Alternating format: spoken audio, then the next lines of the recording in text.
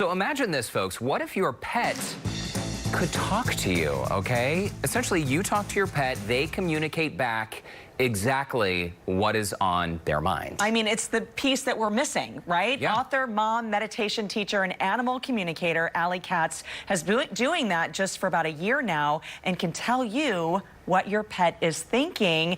And she's joining us live now via Zoom. Hi, Allie. It's great to see you. Welcome back to the show. You know, we talked a while ago, Allie. We did a Motivation Monday story, you and I, about learning how to meditate, basically taking a moment from our day. You have taught meditation for about 6 years. You've written several books, Hot Mess to Mindful Mom series. You have 2 boys, 2 dogs, and you've done animal communication for about a year. Girl, how in the world did you even figure out that you can communicate with animals?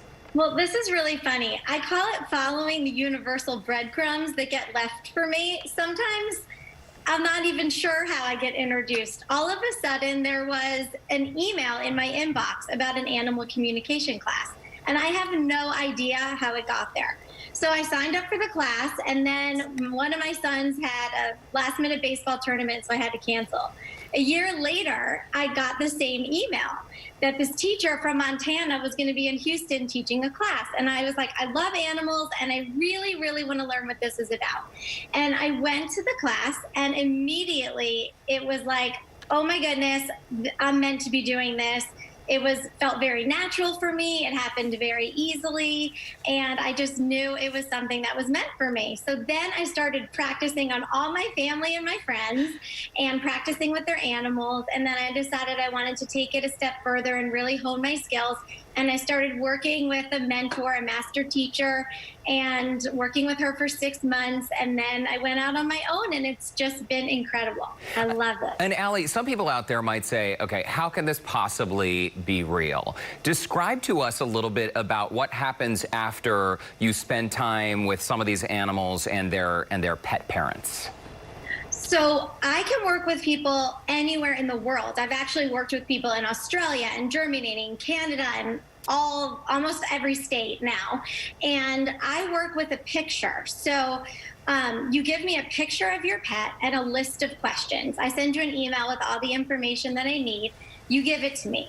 I then book time that I'm going to get into a very quiet, meditative space and connect with your animal. And then after you'll see, because like for Tex and Oscar, I usually get about 2 pages of notes per animal. And then I schedule a time with the pet parent to give them all of the information. It's so cool. Yeah, no, go ahead. I mean, I have some really fun examples of do you want to hear a couple stories that are like kind of mind-blowing? Okay, so in my training, I had to have volunteers work with me where they asked me questions, but they were called verifiable questions. So they knew the answer. And this is how I got graded on my skills.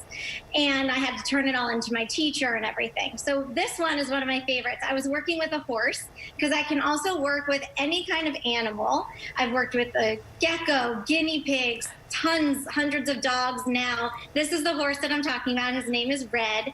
And so this was one of my favorite stories.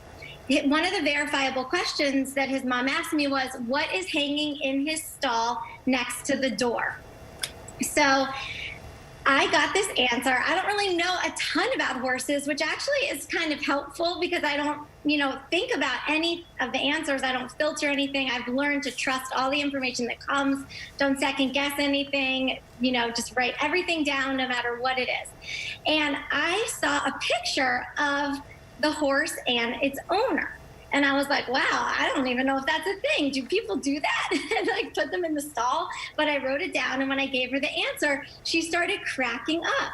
In her mind, the answer was a salt lick that was in the stall. I didn't even know what a salt lick was. I didn't know that was a thing.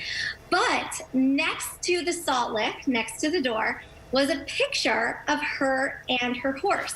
There was a little girl that used to hang around the barn, and she drew a picture of the woman and her horse. And she framed it and hung it up next to the salt lick, next to the door. And that's what the horse showed me. So she was like, that is hanging in the stall, and it was really meaningful to the horse, and that's what he said to me, and then it became really special to her too. Well, it is so interesting, and I know that you have your notes for Tex and Oscar, my dog.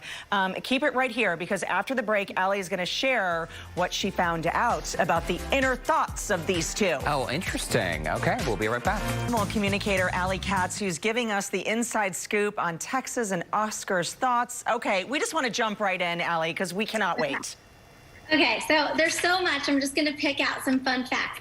I started laughing as soon as I saw Tex, because the first thing he said to me when I asked if he loved his life, he said he likes being high up. He showed me like a counter, because sometimes I see it pictures in my head how I can interpret it, but I saw him laying on the desk, and that's what I think he meant. He likes being elevated off the floor. He likes that. Oh, so that was really cute. Certainly seems okay, a comfortable couple here. quick things. And we'll have to ask his dad for verification, but I got that he was adopted between about 6 months and a year. He does not like when the groomer puts a bandana on his neck. He does not like that.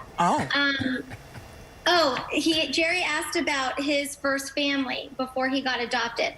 It was a couple. He was not mistreated in any way. They just weren't ready for the responsibility of a dog. No abuse or anything like that. It was just too much work, and they changed their mind about having a dog. And Jerry is our general manager here at Channel 2. Yes, so I'm going to get with him for verification after. He is, Jerry asked about his picky eating. I got that he's changed foods a few times, but the current food he's on is the best one. He's not a fruit and vegetable guy. He's like if he gets treats, it's like meat or cheese. Does not like fruits or vegetables at all. And Allie, we have about a minute left. How about Oscar? Because Courtney's new puppy, he has a lot to say, I'm sure. Okay. He loves your walks. I know you asked about walks. He said sometimes the boys go too, and they might ride bikes, like in the afternoon or the evening. Yes. He said, Mom walks fast. It's like a game. How fast can we go? Some walks we stop and say hi to other dogs, but on fast walks, no stopping. Is that true? Yes. Yes. And morning is mom, but evening is family time. Yes. So not like riding in the car. Do you put him in the back seat? Yes. Does he sit in like a harness? Is he like strapped in? Well, he has his leash on. Yeah, okay.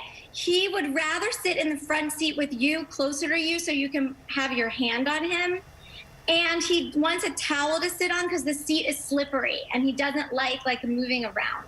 I am blown away. He just stands. He will not sit down. He just stands in the car. Oh, well, maybe that's why, because it's too slippery. Yeah, he doesn't like how slippery the seat is. So put a towel and see if he can be a little more relaxed, and put him next to you in the front seat so you can pet him and comfort him. Allie, these are very helpful tips. I have a feeling you and Courtney will be jumping on the phone together right after the show so she can learn more. Thank you so much for your time. And Tex and Oscar say hi, but you already knew that, didn't you? Yeah, you did. Okay, to connect with Allie, you can check out our website, HoustonLife.tv.